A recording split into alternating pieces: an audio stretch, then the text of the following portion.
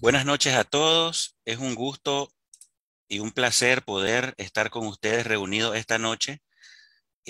Vamos a tener una primera de varias presentaciones que vamos a hacer desde la Asociación Numismática Nicaragüense y vamos a iniciar con esta presentación de nuestro colega y gran y buen amigo Alan Ludeking, que es nuestro presidente honorario vitalicio de la Asociación Numismática Nicaragüense, ANUNIC, y que anteriormente fue presidente por Nicaragua de la Asociación Numismática Centroamericana, ANUCA. También es vicepresidente por Nicaragua del Comité Internacional de Historiadores Numismáticos para Cartagena 2021. Es editor de artículos para la prestigiosa revista Ni Bulletin de la Sociedad Numismatic International y es coautor, junto con Carlos Jara Moreno, de varios importantes libros sobre numismática colonial hispanoamericana. También es coautor con mi persona en el artículo sobre las monedas de Sandino que recién publicamos en nuestro sitio anunic.org. También es autor de varios artículos más que aparecen en nuestro sitio, en ese mismo sitio web. Pero bueno, conociendo a Alan, sabemos que su pasión principal son las monedas, fichas, billetes y medallas de Nicaragua. Y sus investigaciones acerca de estos temas le han permitido escribir artículos que aportan mucha nueva información sobre nuestra historia, como por ejemplo el artículo sobre la medalla de Alexander que recién subimos a nuestro sitio de anunic.org, sobre lo que Alan pues me comentó que él considera que este es uno de sus mejores aportes al conocimiento de la numismática nicaragüense. En su vida profesional es experto en alineamiento por láser de maquinaria rotativa industrial, incluyendo turbinas nucleares, y es codueño de la empresa Ludeca Inc., radicada en Miami, Florida. También es piloto, le gusta el ajedrez y colecciona rinocerontes que, por supuesto, pues no son rinocerontes vivos. Entonces ahora, mi estimado amigo Alan, te cedo la palabra y te permito que nos hagas esta grandiosa presentación.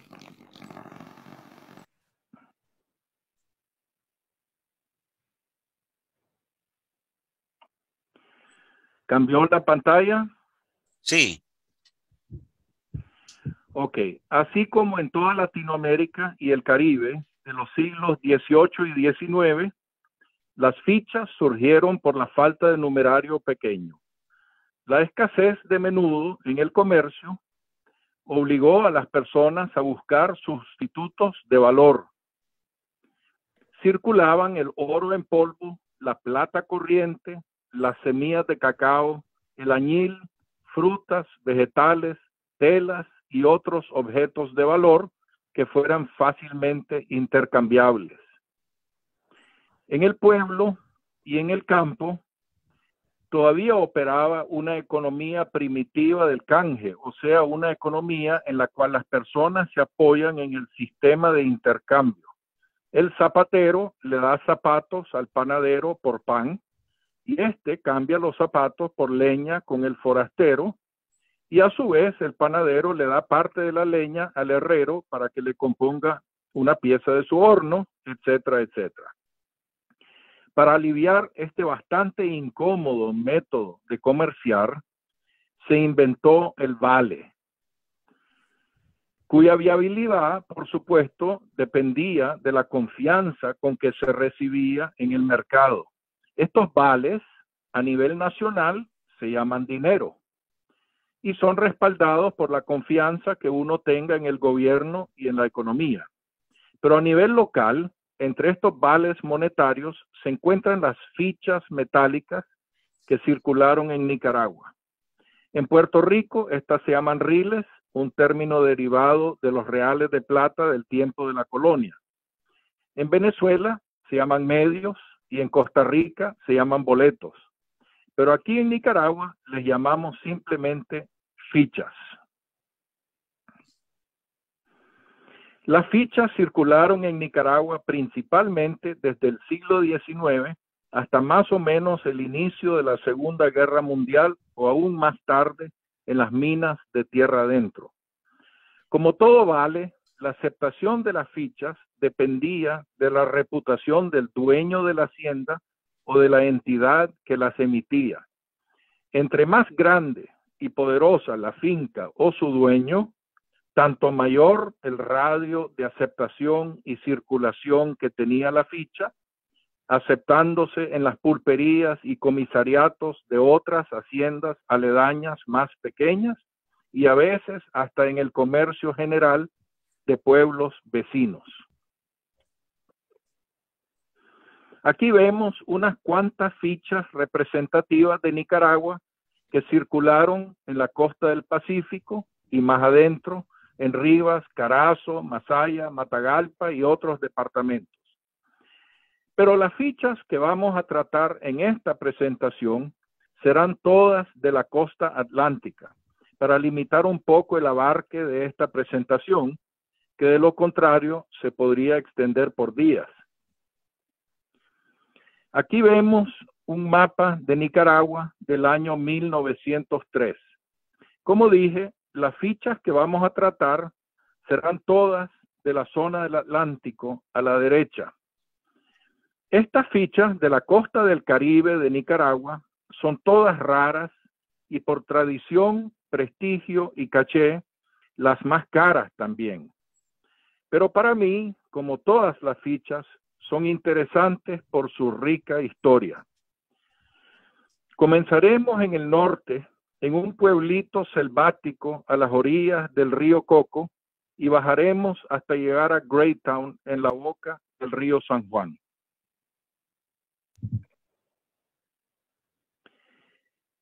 Este ínfimo pueblito al extremo norte de Nicaragua con el que arrancamos, en realidad poco más que una aldea, se llama Vilhuascarma, en la orilla sur del río Coco, fronterizo con Honduras, donde se asentaron unos misioneros moravos para predicar y llevar la religión cristiana a los indígenas misquitos del norte de Nicaragua.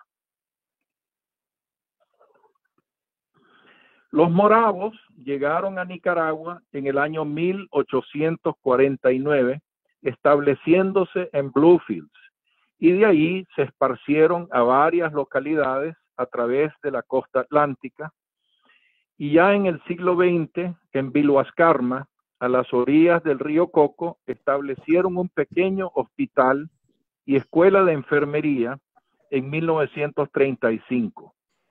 En esta postal de los años 30, vemos cómo los nativos y los moravos se desplazaban a lo largo del río Coco en una hermosa piragua o canoa escarbada del tronco de un árbol. Esa era la única manera de movilizarse por esa zona en aquellos tiempos. Aquí vemos una ficha de Vilhuascarma bastante moderna en comparación con las demás fichas del Atlántico de Nicaragua. Fue hecha a mano, contramarcando letra por letra ambas caras de una moneda de 2 centavos del territorio oriental del Caribe británico de los años 50 del siglo XX. Esta moneda matriz no nos sorprende, ya que toda la costa atlántica fue territorio británico durante gran parte del siglo XVIII y XIX, y la influencia británica se hace sentir en la costa del Caribe de Nicaragua hasta el día de hoy. Esta pieza es de denominación 1. No sé si pueden ver el ratón, pero aquí aparece el 1 de lado. Pero en realidad no sé si se trata de 1 centavo o una tarea o un racimo de bananos o qué. Desafortunadamente, tampoco he logrado averiguar a qué se refiere la palabra miscut en el reverso. En el diccionario especializado misquito no aparece y tampoco es nombre de pueblo. En inglés, la palabra miscut significa mal cortado, lo cual no hace sentido aquí. Cualquier ayuda de ustedes en descifrar este misterio sería muy bienvenida. Esta ficha es una de solo dos conocidas, y aquí les presento la segunda, y en esta otra, a duras penas, se puede determinar que la moneda matriz es un 20 cash chino acuñado entre 1903 y 1917. Esto calza perfectamente con el hecho de que el grueso de la ola de inmigrantes chinos a la costa atlántica de Nicaragua ocurrió entre 1884 y más o menos 1930, y ellos, por supuesto, trajeron consigo cualquier cantidad de moneda menuda china que luego se esparció en toda la costa. Bajando la costa, entramos ahora a la bahía de Wunta, en la boca del río Cucalaya, en el municipio de Prinzapolca.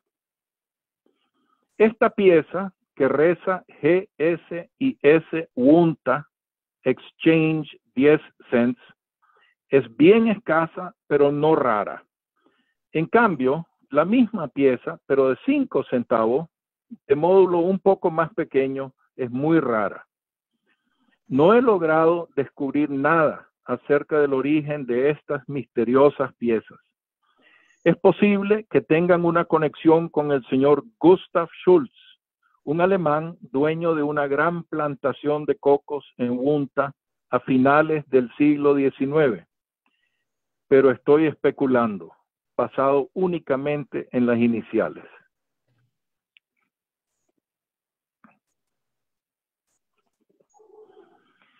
Aquí miramos la pieza de 5 centavos de módulo un poco más pequeño y, como dije, bastante más rara. Al parecer, solo se conocen hasta el día de hoy 3 ejemplares y me tomó muchos años conseguirla. También se ha dicho que estas piezas son Military Post Exchange Tokens norteamericanos ligados a la presencia de los marinos americanos en Nicaragua entre 1912 y 1934. Nunca he logrado confirmar esto, pero yo lo dudo, pues no tienen ese sabor, por decir así, y además ese tipo de piezas ha sido bastante bien estudiado por los numismáticos norteamericanos. En la misma zona de Wunta, pero un poquito tierra adentro, entramos en la zona minera de oro en el distrito de Pispis, sobre el río Prinzapolca. Aquí vemos el anverso y reverso de una pieza de la Neptune Gold Mining Company. Son raras y datan de justo después de la Segunda Guerra Mundial. Y aquí les presento un bonito antecedente documental que comprueba su lugar de origen de carácter oficial. Es un salvoconducto firmado por Anastasio Somoza García, jefe de la Guardia Nacional de Nicaragua en 1948, mencionando al empleado de la Neptune Gold Mining Company. Esta compañía era una empresa norteamericana que en aquel entonces, por contrato concesionario con el gobierno de Nicaragua, controlaba el grupo de minas de Bonanza en el departamento de Celaya. No se conocen otros tipos de esta ficha, la cual es muy genérica en su diseño, con un anverso y reverso idénticos. Es un diseño bastante aburrido y perezoso, sin indicación de valor. Sin la menor duda, esta pieza fue fabricada por una casa especializada en hacer fichas de transporte urbano, ya que, como podemos ver, se asemeja muchísimo en sus características a estas dos fichas de bus norteamericanas del siglo pasado.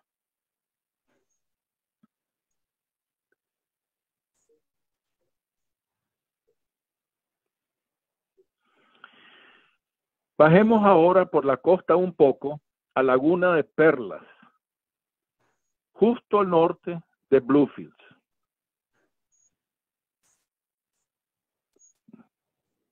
En el magnífico boletín de Numismatics International una asociación numismática norteamericana dedicada al coleccionismo de monedas extranjeras, descubrí un articulito aparecido en diciembre de 1977.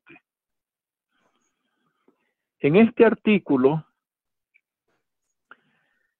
un señor Olof Breutigam de Suecia pide ayuda en conseguir más información sobre su tío abuelo, un tal J.A. Peterson, quien había tenido negocios en la costa atlántica de Nicaragua en la década de los 1880.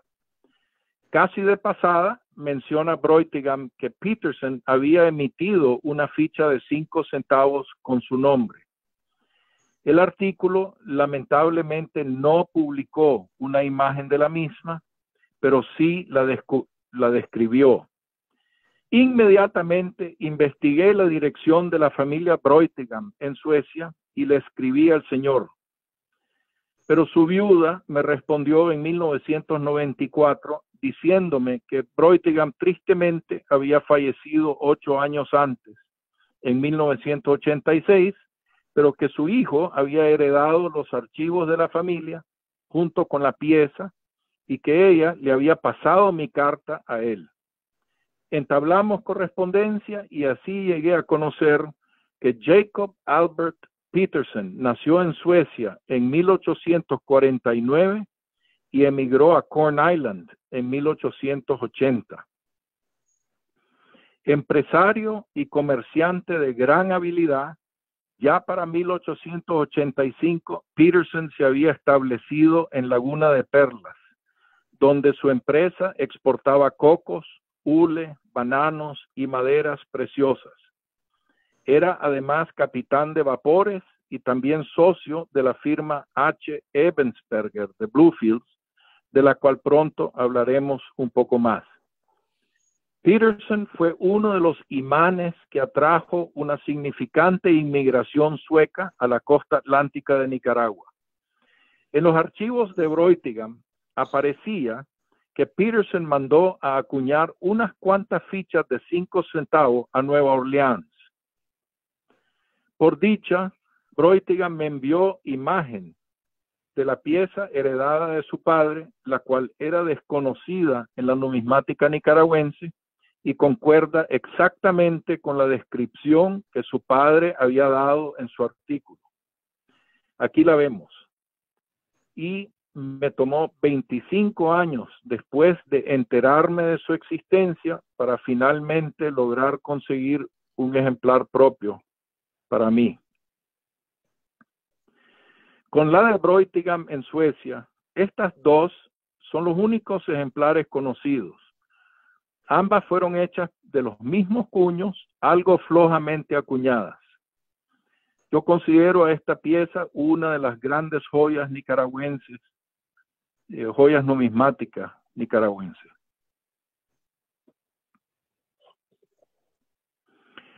Bajando la costa, entramos ahora a Bluefields, la ciudad principal de la costa del Caribe, un poquito al sur de Laguna de Perlas. Ahora les presento la ficha de Hermann Ebensperger, un suizo cuya firma era una de las más antiguas y fuertes de Bluefields, y de la cual también era socio J.A. Peterson, cuya ficha acabamos de ver. La firma de Ebensperger estaba involucrada en operaciones portuarias y en transporte de bananos y madera. Aquí una bonita imagen de la época mostrando la bastante precaria operación de cargar los racimos de bananos en las barcazas del río Wawasan que las transportaban hasta la bahía en la costa. Y aquí otra cargando bananos en el río Escondido, que también se llamaba Bluefields River, o sea, el río de Bluefields en aquel entonces. Y por último, otra en la que vemos claramente a uno de estos ricos comerciantes europeos o americanos en su plantación de bananos, luciendo el traje blanco de la época con sus zapatos de cuero de lagarto y con un gran puro en la boca, dirigiendo a uno de sus trabajadores jamaiquinos cargando un racimo de bananos sobre el hombro con su compañero indispensable, el machete, en la mano derecha. Casi no se ve ese machete, pero yo sí lo veo claro. Esta pieza fue publicada por primera vez en la subasta de la colección del señor Herman de Boston el 26 y 27 de junio de 1893, llevada a cabo por la Scott Stamp and Coin Company de Nueva York. Luego, en Berlín, en abril de 1899, esta misma pieza apareció después en la subasta número 147 de Adolf Weil, que se las mostraré en un ratito. Es interesante notar el errorcito de la S faltante al final de Bluefields.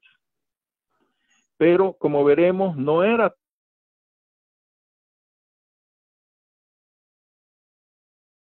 la S final. Este ejemplar es uno de solo dos de los cuales tengo conocimiento y llegó a mis manos hace 29 años. Siempre en Bluefields, aquí una ficha de 25 centavos del Union Club de Bluefields, sobre el cual no he podido averiguar mucho, salvo que se fundó en 1880 y era un club social para los morenos y personas de color en Bluefields. Aquí una imagen del club alrededor del año 1900. Creo que también admitían como miembros a ciertos indios misquitos y sumus, pero no estoy seguro de esto. Aquí otra imagen del club tomada por Luis Flores 110 años más tarde, en el año 2010. También existe otra pieza de la muy inusual denominación de 40 centavos, la cual es idéntica en su diseño a la de 25, salvo que dice 40 en lugar de 25 y es un poco más grande. Aquí la vemos. También se conoce una pieza de 50 centavos del Union Club, de la cual lamentablemente no tengo imagen original, pero la cual aparece en el libro de Flores. Luis asevera en su libro que la pieza mide lo mismo que la de 25 centavos, pero yo creo que esto es un error en base de que la pieza de 40 centavos es más grande y asumo que la de 50 debe ser un tanto más grande aún. Y creo que la escala de la foto en el libro de Flores está errada. Le pregunté a Luis, pero él no se acuerda ya, lamentablemente. Las tres piezas del Union Club conocidas, una cada una de 25, 40 y 50 centavos, son todas únicas, según lo poco que yo sé. El ejemplar de 25 centavos primero llegó a mi conocimiento a finales de los años 80 del siglo pasado, en una subasta de Jerry Schimmel de San Francisco, California, y aunque le tiré fuerte, no la gané. Y no fue sino hasta 30 años después que finalmente llegó a mis manos esa misma pieza. La de 40 centavos llegó a mis manos recién en mayo de este año del 2021.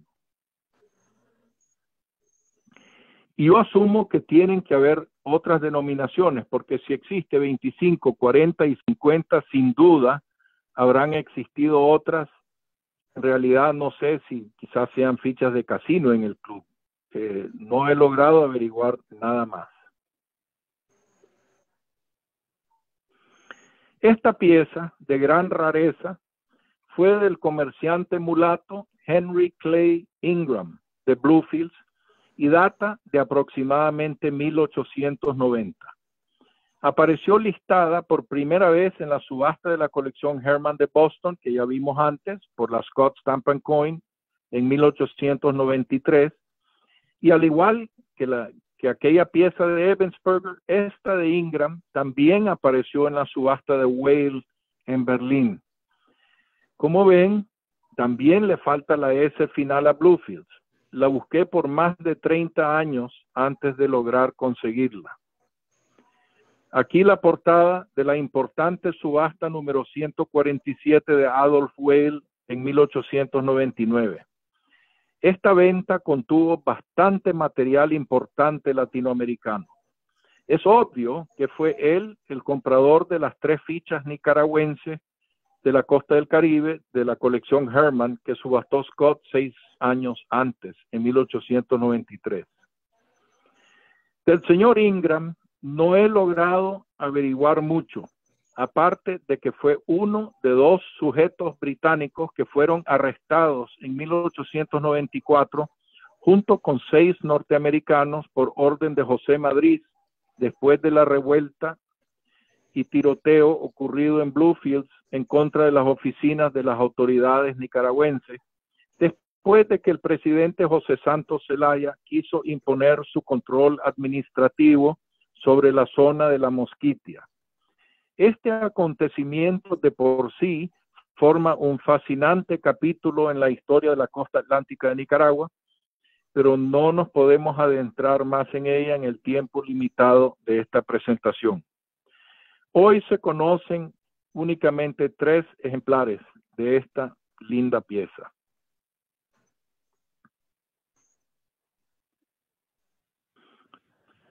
La Bluefields Bottling Company, hoy desaparecida, fue una empresa embotelladora que producía aguas minerales y sodas de todo tipo, desde ginger ale hasta una especie de champán. Y el champán se consumía mucho, pero mucho más en Nicaragua a finales del siglo XIX y inicios del siglo XX que hoy en día. Solo conozco 3 ejemplares de esta ficha. Me llama mucho la atención el escudo central de esta pieza. Se asemeja al de las monedas oficiales de Nicaragua del año 1887, con los 2 cañones cruzados debajo del escudo, pero trae un grupo de 5 montañas muy mal definidas con una cruz encima en lugar del gorro frigio de la libertad. O quizá en vez de montañas sean olas del mar alzadas y turbulentas. Esto de la cruz es un gran misterio para mí. Incluso el escudo del Colegio Seminario de San Ramón en León, de los mismos tiempos, el cual uno creería tendría mucho más razón de lucir un escudo con una cruz, no la trae. Extraño que una embotelladora escogiera esta simbología y ahora, allá más de un siglo y cuarto, el porqué de esto probablemente no lo sabremos nunca. Cómo me encantaría encontrar una botella de la Bluefields Bottling Company con su escudo para adornar una repisa de remembranzas del pasado.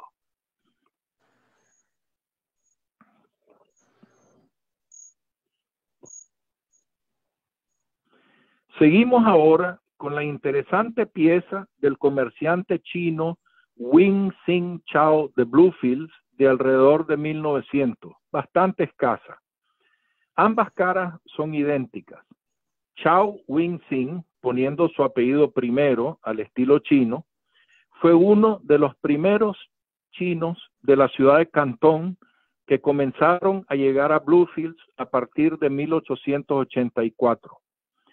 Se cree que Wing Sing llegó alrededor de 1885.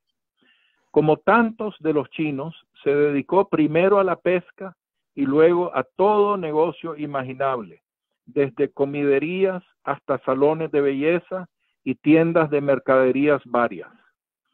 De alguna manera logró reunir $500, una gran cantidad de dinero para esa época, y con esto pronto se hizo de una gran fortuna en comercio detallista, llegando a tener tiendas en Bluefields y otras localidades equipadas con máquinas de juego tipo tragamonedas. Luego descubrió yacimientos de oro en el área de Alamicamba e invirtió en minas. Eventualmente fue dueño de una gran mina de oro en el río Prinzapolca al norte de Bluefields.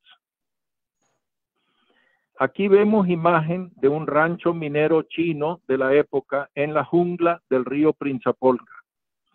En el periódico The Jennings Daily Record de Nueva Orleans, el 2 de junio de 1902, mencionan que Chow Wing-sing se gastó $180,000 en oro para comprar maquinaria minera para su mina y también ofreció $200,000 por la mina de un señor Paul Renner, quien rechazó dicha oferta.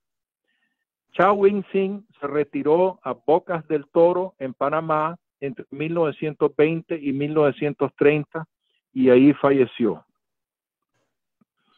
Esta pieza tiene un chop chino en el anverso, o sea, una contramarca con caracteres chinos para legitimizar la pieza.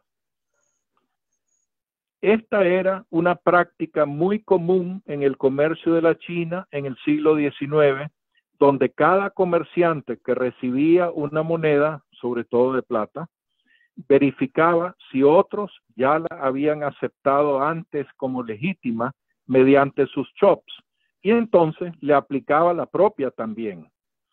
En este caso, se trata de su apellido en cantonés, lengua ya casi desaparecida de la China, puesto que a partir de 1925 se estandarizó en el mandarín. Es interesante ver que esta costumbre y tradición de aplicar una marca de chop fue continuada entre la comunidad china de la costa atlántica, aplicando la Chow aún a sus propias fichas. Todas las 5 o 6 piezas que conozco traen ese chop en una cara. Aquí vemos otro ejemplar.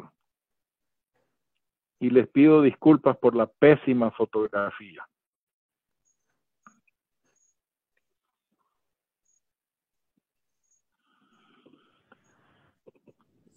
Miremos ahora la ficha de Wilson y Belanger de Bluefields.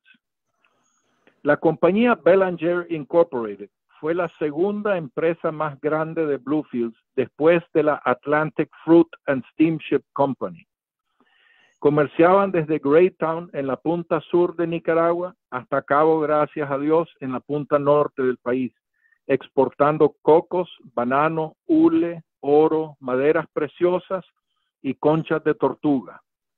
También importaban y suministraban provisiones y bienes manufacturados de todo tipo a lo largo de la costa. Entre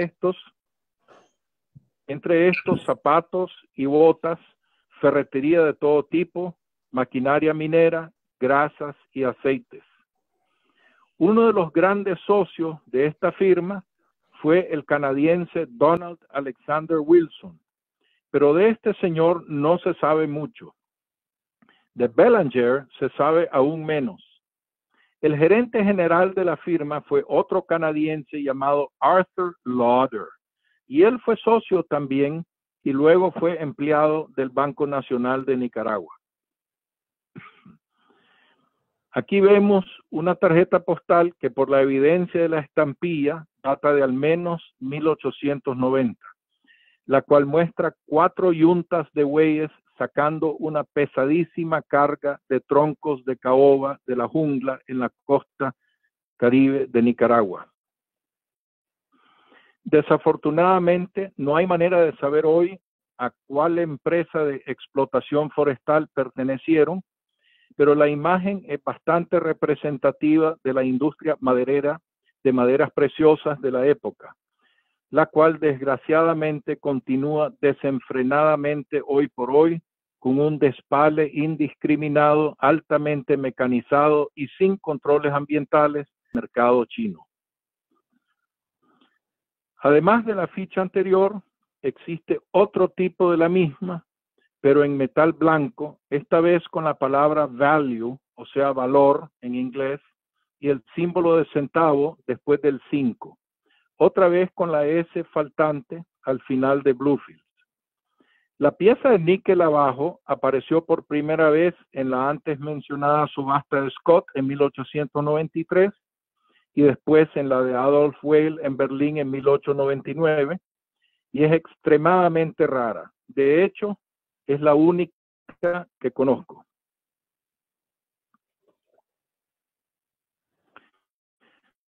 La firma Orr y Laubenheimer Company Limited, radicada en Bluefields y en Mobile, Alabama, fue una empresa bananera y de transporte marítimo que operaba vapores entre los puertos de Bluefields y Mobile y Nueva Orleans desde al menos la década de los 1870. Aquí una bonita imagen de alrededor de 1910, muy representativa de los barcos de vapor que llevaban los bananos a estos puertos y regresaban cargados con bienes manufacturados de todo tipo. Aquí vemos cómo pasaban los bananos de las barcazas cargadas a uno de esos vapores anclados en el río Escondido. Alrededor del año 1900, como tantas otras empresas bananeras, la Orr y Laubenheimer fue absorbida en el grupo llamado United Fruit Company, un consorcio de empresas bananeras que se volvió la más grande de su índole en toda Latinoamérica.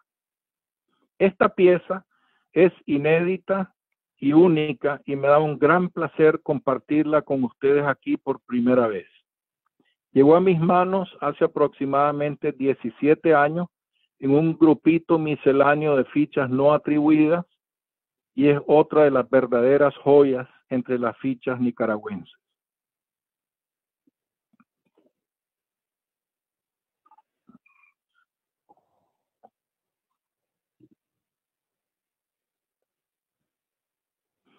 Esta magnífica pieza de 1878 es una de solo dos que conozco y la adquirí de la colección de Dana Roberts, subastada por Heritage hace 9 años. Yo llevaba más o menos 20 o más años hablando con Dana, tratando de conseguirla, y él siempre me la prometió, pero falleció y tuve que más bien conseguirla de la subasta de sus piezas. La otra es la que se mencionó por primera vez en la revista Coin Collector's Journal de la firma Scott & Company en Nueva York en mayo de 1884. En la página 80, un lector pregunta sobre esta pieza y el editor de la revista responde con la atribución y un poco de contexto histórico. Estoy casi seguro que esa misma pieza es la que ahora reside en la colección permanente de la Sociedad Numismática Americana en Nueva York, la ANS, adquirida de la colección Pearson en el año 1916. Existe otro tipo de esta ficha emitida por el señor Parsons, casi idéntica a la anterior, pero en metal blanco y de módulo un poco más pequeño. Este ejemplar, aparentemente acuñado con el cuño superior girado y con un significante desalineamiento angular, es el único ejemplar conocido.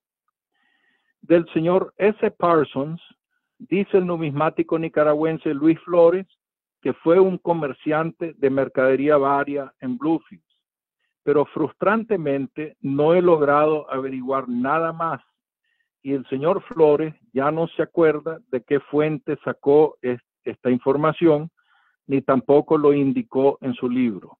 Es un verdadero misterio este señor Parsons y sus fichas.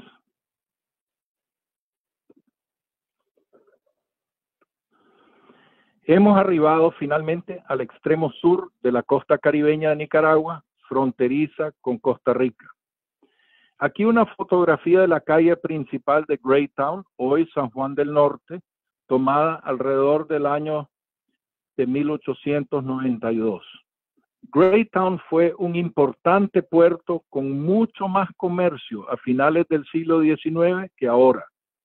Por ejemplo, ahí comenzó su negocio el comerciante de descendencia francesa F. Alfredo Pelas, ancestro de la familia nicaragüense hoy dueña del billonario Grupo Pelas. Les muestro ahora la única ficha de Greytown que conozco, la del comerciante C. F. Bergman. El señor Christian Friedrich Bergman, además de comerciante, era también el cónsul general de Alemania en Greytown desde 1893 hasta 1906.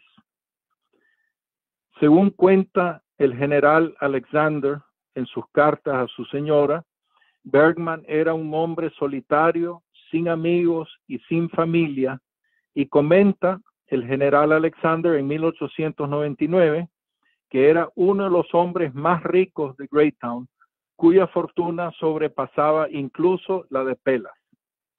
Se dice que al morir le heredó toda su fortuna al Kaiser o emperador de Alemania. Solo se conocen 3 ejemplares de esta pieza hoy, una de ellas en la colección permanente de la ANS en Nueva York, adquirida hace 87 años en 1934. El ejemplar que ven aquí es el más bonito de los 3. Yo pienso que deberían de existir otras fichas de comerciantes y empresarios fuertes de Greytown, como por ejemplo los de Sousa, pero hasta el momento no se conocen ninguna otras. Y con esto concluyo este viaje por la costa caribeña de Nicaragua. Muchísimas gracias.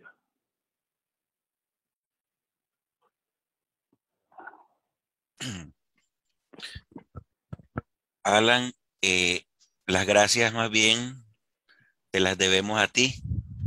La presentación fue, según mi juicio, una excelente presentación, muy clara, muy transparente y muy enriquecida de información. Pasamos ahora a dar espacio para que los presentes en esta conferencia, las dudas que tengan, puedan hacer las preguntas que tengan a bien hacer a nuestro expositor. Con mucho gusto. Hay que abrir los micrófonos. Hay una función abajo para levantar la mano y Sí. quizá con eso se puede organizar esto. Hay un botón abajo que dice reacciones y ahí se puede levantar la mano.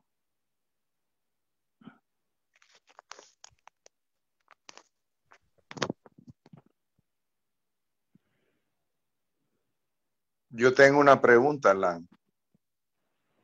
Con mucho gusto, Roger. Miré en la penúltima foto, creo que es Patterson, algo así. Miré que ya iba incorporada la letra S, Bluefields. Al final, la S ya iba incorporada en Sí. esa. Parece que a partir de ahí ya incorporaron la letra. ¿Por Pues qué en las fíjate, Roger, anteriores es error ortográfico o es que desconocían el nombre correcto?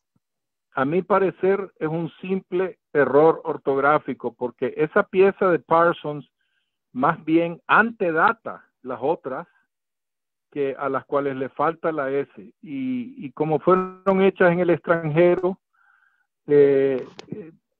simplemente se perdió esa S en algunos casos. No creo que tenga ninguna explicación de mayor, digamos, consecuencia que eso.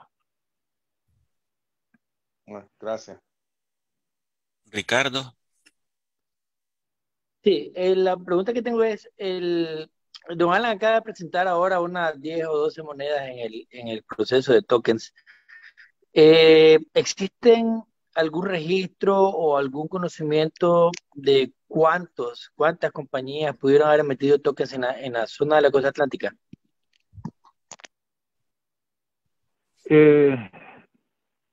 Sí, yo creo que sí, porque en la época de Zelaya, él intentó de comenzar a imponer impuestos sobre muchas de estas operaciones comerciales y ellos sabían perfectamente quiénes estaban trabajando, exportando e importando.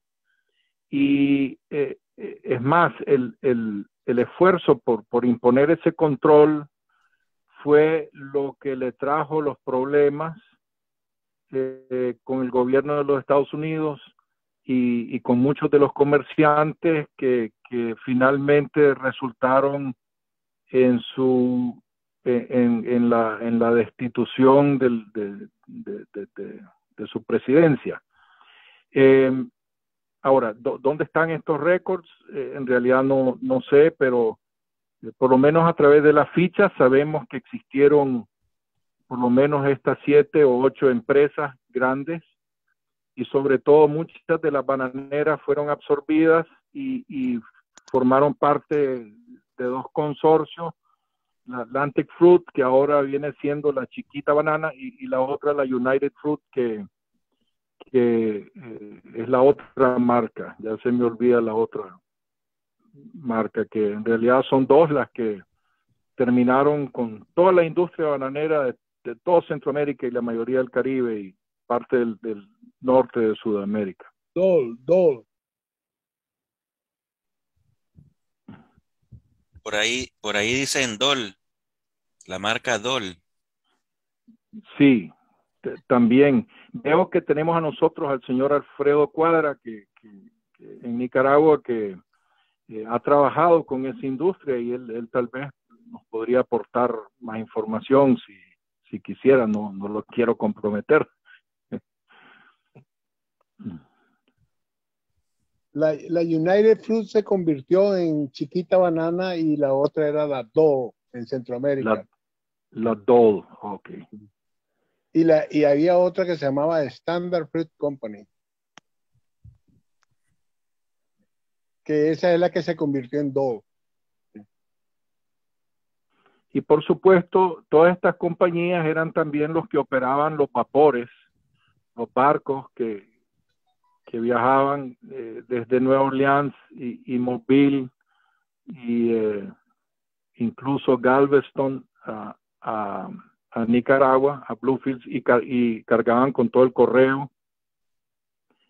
Y todo esto fueron entonces empresas muy poderosas, porque no solamente vendían el producto que extraían de Nicaragua, maderas preciosas, frutas, etcétera, sino también importaban todo el material manufacturado, ferretería, zapatos, telas, etcétera, y todo lo metían a Nicaragua sin pagar impuestos, porque el gobierno de Nicaragua en la costa pacífica simplemente no tenía aduana ahí, no imponía el control, y eso fue causa raíz de muchas de las revueltas que surgieron de ahí a finales del siglo XIX.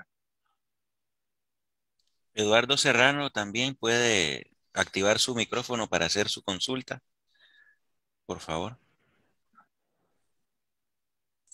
Una cosa breve nada más, Alan. ¿Cómo se llamaban los misioneros que llegaron a Bitshuascarma? ¿Cómo que? A Bitshuascarma. Sí, esos fueron los moravos, pero también en Nicaragua hubo una presencia bastante fuerte de otros misioneros alemanes, que fueron ahora se me escapa el nombre de la religión de ellos, pero que en realidad fueron más grandes y más fuertes que los moravos. Pero los que llegaron allá al norte fueron los moravos, que salieron en realidad del departamento o de la región llamada Moravia en Alemania.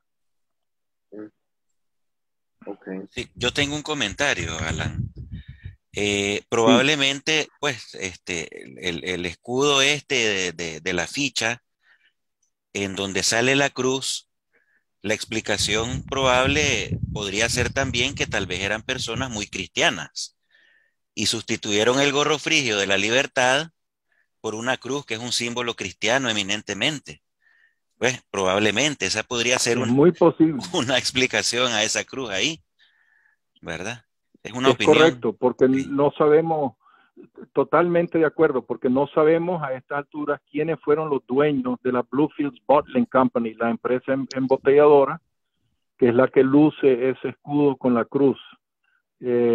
Y es posible que en los registros comerciales esa información aparezca, pero cuando yo veo los los registros que sacó el Departamento de Estado de los Estados Unidos, donde sacan los nombres de todos los cónsules y de todas las empresas comerciantes y de servicio, por ejemplo, abogados, sastres, todo eso que habían en la costa, no aparece la Bluefields Bottling Company ni sus dueños. Ok. Bueno, Por no eso sé las si- fichas son fascinantes, porque son a veces lo único que nos queda de la historia tan interesante de esos tiempos y de esas actividades que existieron en aquel entonces, que hoy se han perdido en las tinieblas del tiempo.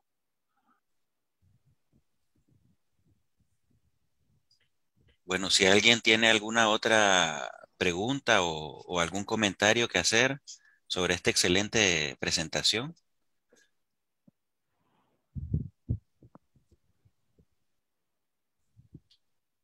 Bueno, Alan, no sé si tenés algunas palabras finales para cerrar la presentación.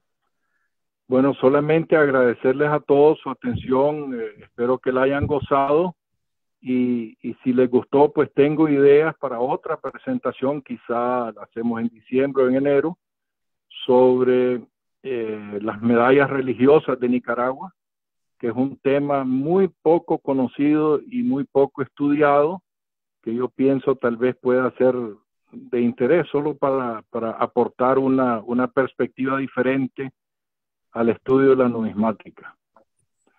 Sí, miré que Pablo López levantó la mano, no sé si tiene una pregunta.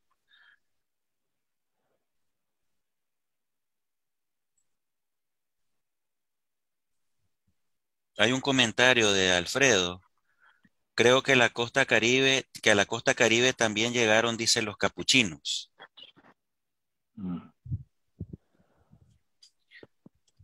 No, Bueno, no son esos los que yo tenía en mente. Sé que es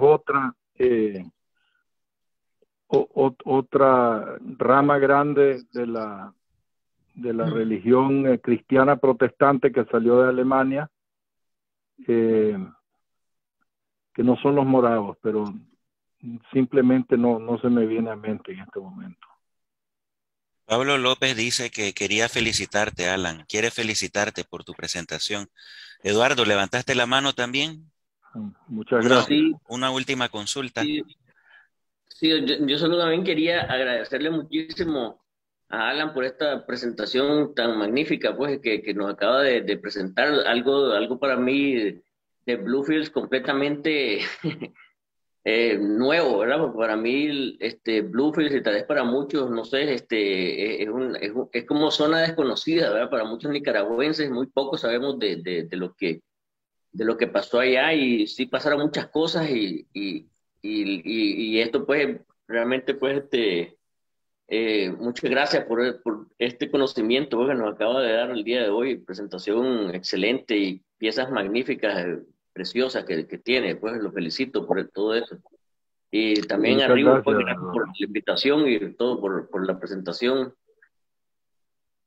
Sí, Solo una nota con respecto a las religiones en la costa del Caribe. Los que llegaron, el otro grupo grande fueron los bautistas.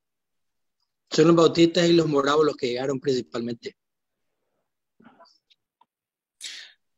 sí. Mario Sancho dice, muchas gracias, don Alan, por la charla. Muy bien presentada y entretenida. Saludos desde Costa Rica. Ojalá sigan invitándonos a las charlas. Y precisamente, pues, ya ahorita para cerrar la presentación, quería comentarles que efectivamente esta es la primera de varias presentaciones que vamos a estar programando, tanto para cerrar este año, que ya estamos ahorita a 7 de noviembre, y también vamos a programar varias presentaciones para el próximo año también. Entonces los vamos a estar invitando.